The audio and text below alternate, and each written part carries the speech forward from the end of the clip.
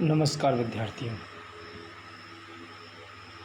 आज हम कक्षा 8 हिंदी विषय का प्रथम अध्याय प्रारंभ करने जा रहे हैं, जिसका नाम है सत्कर्म या सत्कर्तव्य।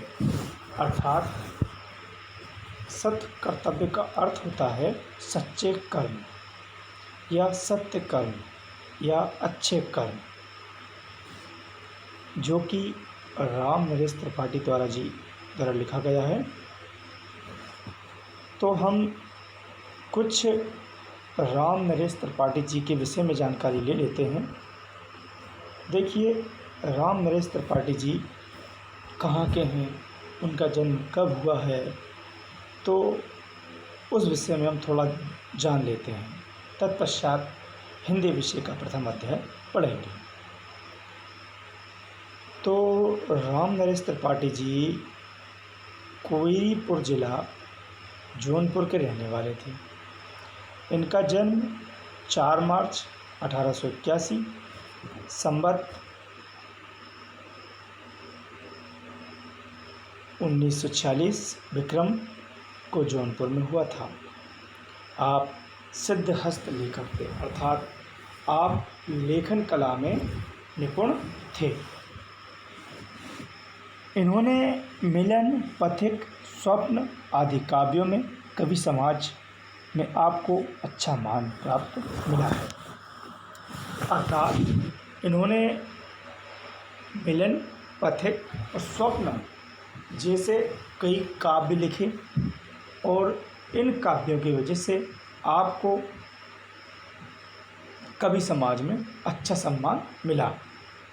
आपकी कविता भावमयी होती है, जैसे कि सत्कर्तव्य लिखी है आपने, इसमें भाव है, प्रकृति चित्रण है, आदि चीज़ों का निरूपण किया है। शैली बड़ी मनोहर है। आपने गद्य में भी कई पुस्तकें लिखकर बाल साहित्य को उन्नत किया है। अर्थात देखिए, हिंदी में 2 भाग हैं, गद्य और पद्य। गद्य क्या होता है, पद्य क्या होता है, ये हम आगे पढ़ेंगे। गद्य क्या होता है और पद्य क्या होता है। जैसे कि मैं नॉर्मली आपको समझा दूं साधारण भाषा में, गद्य होता है कहानी, उपन्यास, निबंध। और पद्य क्या होता है, पद्य होती है कविता, मतलब लयबद्ध तरीके से लिखा गया कोई भी वाक्य, इसमें लय हो, तुक हो, उसे हम क्या कहेंगे, पद। आपने मतलब बाल साहित्य, मतलब बच्चों के लिए बहुत ही मनोरंजक ढंग से आपने इस बाल साहित्य भी लिखा है। अब इन्होंने कौन कौन सी रचनाएं लिखी हैं, इसमें दी गई हैं कौन सी रचनाएं लिखी हैं। अब देखिए, तो इन्हें उपन्यास लिखे हैं, नाटक लिखे हैं, मतलब आलोचनाएं की हैं, गीत लिखे हैं, बाल उपयोगी पुस्तकें आपके ही द्वारा संपादक में कविता, कौमुदी जैसा अनेक भाग वाला उत्कृष्ट ग्रंथ प्रकाशित हुआ है। इससे हमारे हिंदी साहित्य का अनुपम सहायता मिलती है इससे। और इनकी मुख्य रचनाएं हैं जैसे मिलन, पथिक, स्वप्न, मानसी, अन्वेषण, हे प्रभु आनंददाता। या हम जो प्रार्थना गाते हैं प्रेयर में, हे प्रभु आनंददाता, ये हमारे राम नरेश त्रिपाठी जी द्वारा लिखित है। इसको बच्चों ध्यान रखना, क्योंकि अधिकतर स्कूलों में हिंदी में जो प्रार्थनाएं होती हैं वो इसी प्रार्थना से शुरुआत करते हैं,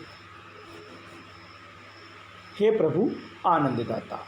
और इन्होंने राष्ट्रीय सम्मान भी प्राप्त किए हैं, हिंदुस्तान अकादमी पुरस्कार और भी अन्य पुरस्कार इन्होंने प्राप्त किए हैं। देखिए, इनका निधन या मृत्यु कब हुई।